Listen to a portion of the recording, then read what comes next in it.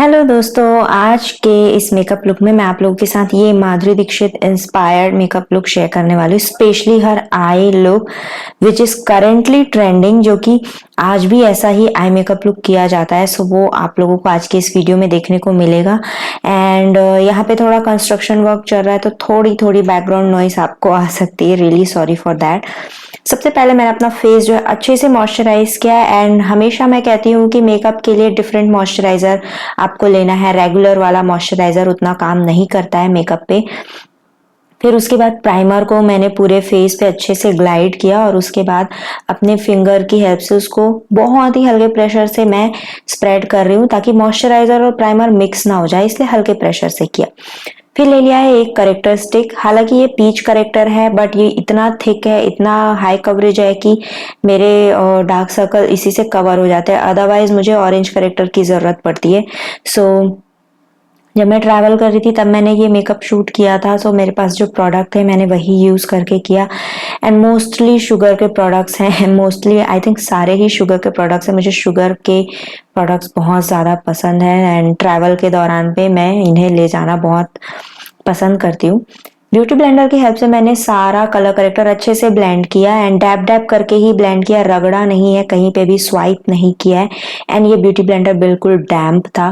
फिर मैंने ले लिया ये फुल कवरेज फाउंडेशन स्टिक, जो कि गर्मियों में बहुत ही अच्छा रहता है।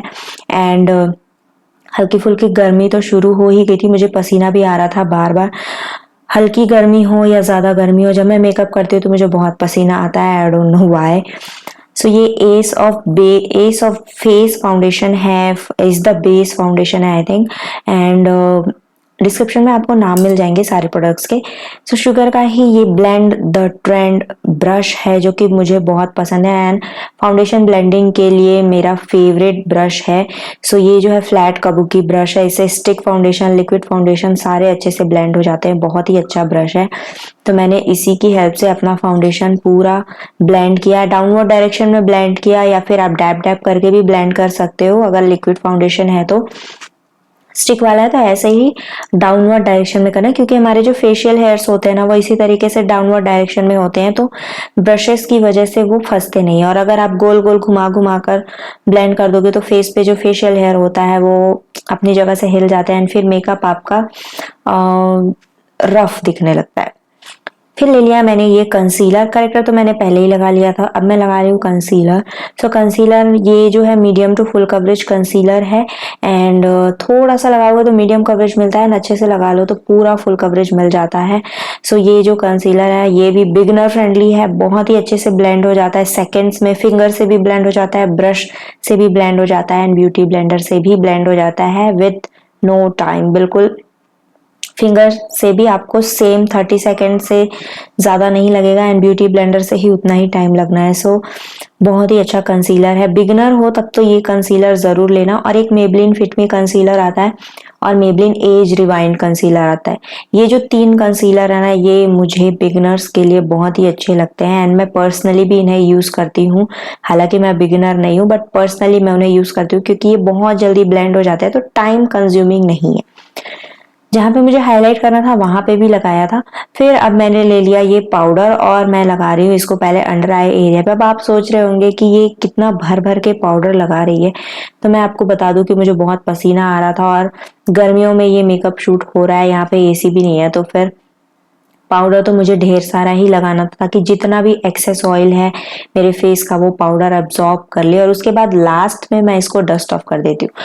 तो गर्मियों में मैं इसी तरीके से पाउडर अप्लाई करती हूँ। एंड पर्सनली तो मैं पाउडर अप्लाई नहीं करती हूँ, क्योंकि मेकअप भी मैं ज़्यादा नहीं करती हूँ पर्सनली। कहीं बाहर जाना हो तब अलग बात है, तो मैं वाइट टोन पाउडर ही यूज़ कर लेती हूँ। फिर मैंने ले लिया ये कंटोर पैलेट और इसमें से कंटोर वाला शेड ले लिया फेस को कंटोर करने के लिए। बहुत ज़्यादा शार्प या चिजल कंटोर नहीं है माधुरी जी का, सो मैंने सिर्फ सिंपल सा फेस शेपिंग ही बस दिया है। एंड उनके और मेरे फेस में तो ज़मीन आसमान का फ़र्क है। I have chubby fat face और स्किन टोन भी बहुत ज़्यादा अलग है। स्किन टोन की वजह से ही मैंने लिपस्टिक थोड़ी सी डार्क शेड की यूज़ करी थी। आप वो आपको आगे दिख जाएगी। फिर मैंने ले लिया इसका ब्लश, जो कि बहुत ही नेचुरल ब्लश है। एंड ये जो फेस पैलेट है ये डे टाइम नाइट टाइम दोनों के लिए बहुत ही अच्छा है। ब्लश का शेड बहुत ही प्रिटी दिखाई देता है, डे टाइम पे भी बहुत अच्छा लगता है।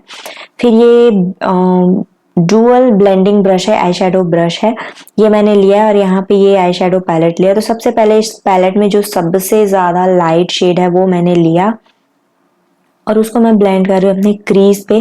तो बेसिकली सिर्फ क्रीज को कंटूर करना है, बहुत ज्यादा शेडेड नहीं है। फिर यहाँ पे ये जो डीप शेड है थोड़ा सा, उसको मैंने आउटर कॉर्नर पे लगाया और आउटर कॉर्नर पे आप एक ब्राउन या डीप शेड लगाओ, ब्लैक नहीं लगाना, ब्राउन या जो शेड मैं लगा रही हूँ कोको प्लम टाइप का, ऐसा शेड लगाना।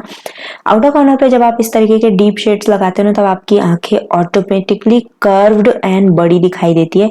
ये ट्रिक आप एक बार जरूर ट्राई करना। फिर उसके बाद हाफ डिस्टेंस तक आप लगा लो। फिर उसके बाद ले लो एक हाइलाइटर या फिर बहुत ही लाइट शेड का शाइनी शिमरी शेड, और बाकी जो हाफ आईलेड है ना इनर कॉर्नर की तरफ, वहां पे लगा लो सिंपली। एंड आप देखोगे आपका आई शेप भी बहुत प्रिटी लगने लगता है। ये जो ट्रिक है आउटर कॉर्नर पे डार्क शेड लगाना है, इनर कॉर्नर पे शाइनी हाइलाइटर वाला शेड लगा लो।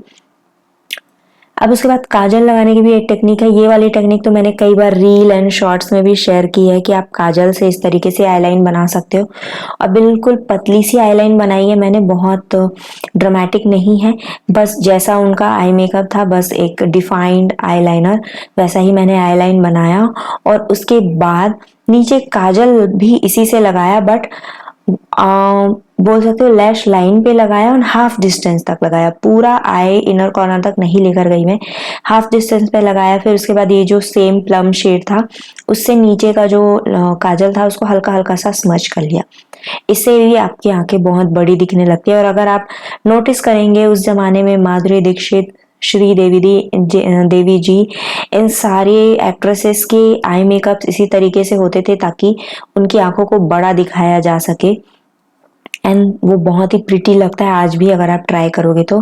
फिर मैंने ये मस्कारा ले लिया है, ये भी शुगर का ही मस्कारा है, बट ये जो मस्कारा है ये बहुत ज़्यादा थिक एंड बहुत ज़्यादा क्रीमी है। तो ये मस्कारा आप ब्राइडल मेकअप के लिए यूज़ कर सकते हो। एंड रिमूव करते वक्त आपको बहुत ज़्यादा मेहनत लगेगी क्योंकि ये लैशेस पे बहुत ज़्यादा स्टिक हो जाता है एंड थिक होने की वजह से ना मिटाने में थोड़ी सी मेहनत लगती है। तो अगर आपके पास टाइम है मेकअप रिमूव करने का तभी आप ये मस्कारा अपने लिए खरीदना, अदरवाइज आप मेबलिन का कलर सेंसेशनल मस्कारा ले सकते हो जो कि इजीली लग भी जाता है एंड इजीली मिट भी जाता है एंड वाटरप्रूफ भी होता है। सेम ब्राउन शेड है इसमें एक पैलेट में, वही मैंने लिया और अपने आईब्रोज पे लगा लिया है। उसके बावजूद मेरी आईब्रोज काफी डार्क दिख रही थी, सो I can't help with that. फिर जरा जरा सा हाइलाइटर लगा लिया, बस फॉर्मेलिटी वाला, क्योंकि मेकअप जो लुक है माधुरी दीक्षित जी का उसमें स्पेसिफिकली हाइलाइटर नहीं दिख रहा है, नॉर्मली पिक दिख रहे हैं। ऑब्वियसली बहुत पुरानी पिक्चर है तो उस पे क्लीन कैनवास नहीं दिख रहा है। फिर ये जो शेड लिया है मैंने लिपस्टिक का, ये थोड़ा सा मेटालिक मैट लिपस्टिक है, मैट भी दिखता है और जब लाइट फ्लैश पड़ता है तो थोड़ा शाइन भी करता है। अदर देन दैट अगर आप माधुरी दीक्षित का मेकअप देखोगे तो उनके मेकअप में ना ग्लॉसी टाइप का लिप शेड है और वो लिपस्टिक शेड मेरी स्किन टोन पे बिल्कुल भी अच्छा नहीं लगेगा, थोड़ा पीची कोरल लिप शेड है, इसलिए मैंने यहाँ पे पिंक ले लिया। सो लिपस्टिक शेड ही थोड़ा अलग हो गया। फिर मैंने लगा ली बड़ी सी बिंदी और लंबी सी बिंदी, एंड ये मांग टीका सेम मुझे मिला नहीं। So this is the final look and I hope आप लोगों को मेरा आज का ये मेकअप लुक पसंद आया होगा। अगर अच्छा लगा हो तो मुझे कमेंट करके जरूर बताना। आज ये सॉन्ग मैंने देखा टीवी पे तो मैंने सोचा ये लुक क्रिएट किया जाए। Thank you so much guys, thank you so much for watching. And मेरे चैनल पे इस वक्त मेकअप का गिव अवे चल रहा है, 2 महीने का वक्त बाकी है, आप प्लीज जाकर पार्टिसिपेट कर लेना। Thank you so much guys, thank you so much for watching, bye.